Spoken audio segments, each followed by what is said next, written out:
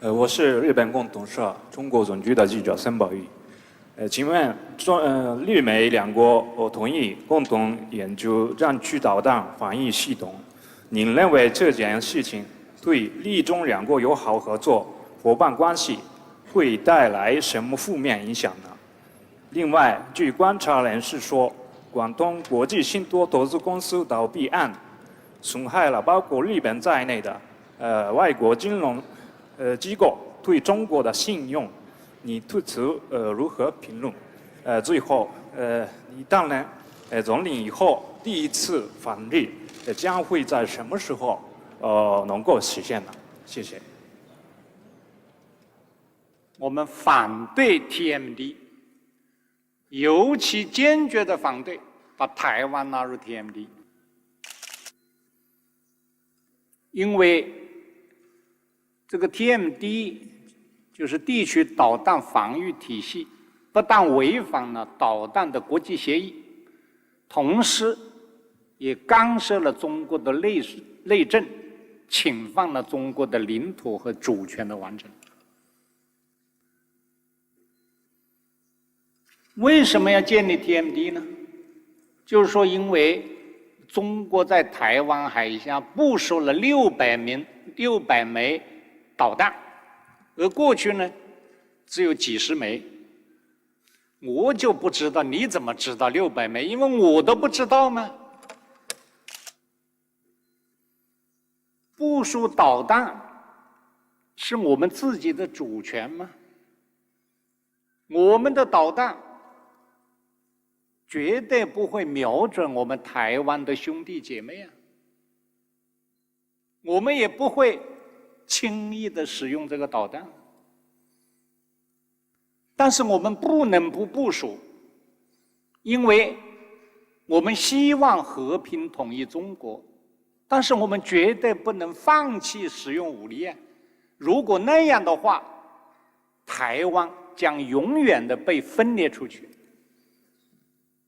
建立 TMD 的另一个理由呢，就是说，朝鲜民主主义人民共和国，发射了导弹，在研制核武器，而中国呢，没有对它施加影响。那我就要问了，我们怎么就不知道他在研究核武器啊？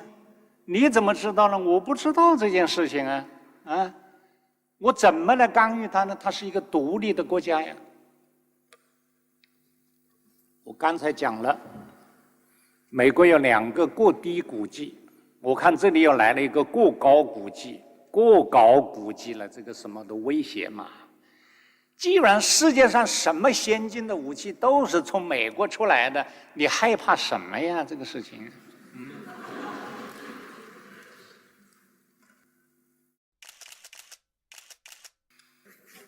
关于广信事件，我想这个问题，你这个问题也是大家所关心的，因此我就多说2句。关于广东信托投资公司申请破产这件事情，是中国的金融改革的过程中间一个个别事件。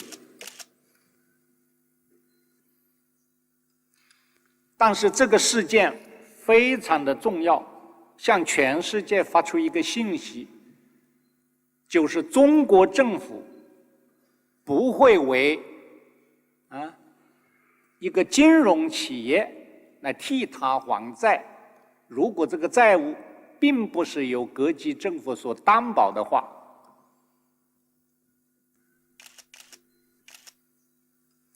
也就是说，外国的银行和金融机构在对这些金融企业贷款的时候，你必须进行风险分析，审慎从事。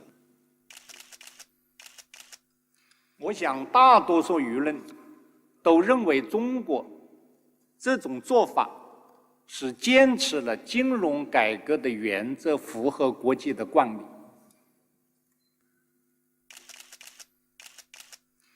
我觉得那些债权银行以及某些金融机构对于这个问题的估计太悲观了。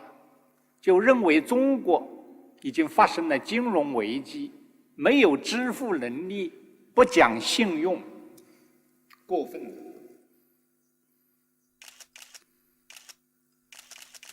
中国保持着快速的经济发展，它具有1465亿美元的外汇储备，它的国际收支是平衡的，它完全有能力来偿还债务。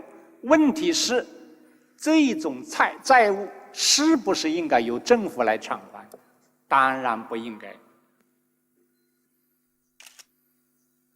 但是我也认为，尽管你这个破产是合法的、合情的、合理的，你也不能随便破啊！不要破出甜头来了，大家都来破啊，那也不行。我在中学的时候，你念个 Shakespeare， 这个 Merchant of Venice 啊，当时翻译叫做一磅肉，什么意思呢？就这个剧本里面的威尼斯商人这个剧本里面，那个商人 Shylock 借给那个 Antonio 的3000块钱，但那个契约讲了，3个月如果你不还的话呢，我就要在你的身体的任何地方割下一磅肉。当然现在不能够还债，不会割你的肉，但是那个债权银行对你也不会善罢甘休啊。因此我想今后不会有太多的金融机构破产，也许就没有了。但是前提是各个债权银行，你们不要逼债，不要逼他们提前偿还贷款，你逼急了，他就只好破产了。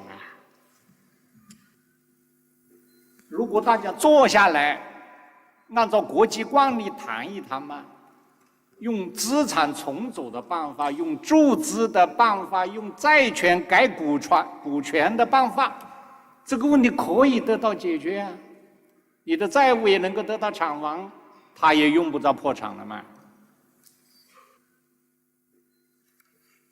对于刚才你的提问啊，影响了一些日本银行的这个债务，我也感到遗憾。但是我想，今后可能也不会再有了吧。当然，如果共同努力的话。关于访问日本的问题，去年是中日和平友好合作条约的签订20周年，江泽民主席访问了日本，双方以史为鉴呢，共同这个同意建立这一种致力于和平与发展的友好合作关系。我想这是符合中日两国人民的根本利益的。如何来落实这一个联合声明？中国方面将尽自己的努力，我也很愿意来做这一种具体落实的工作。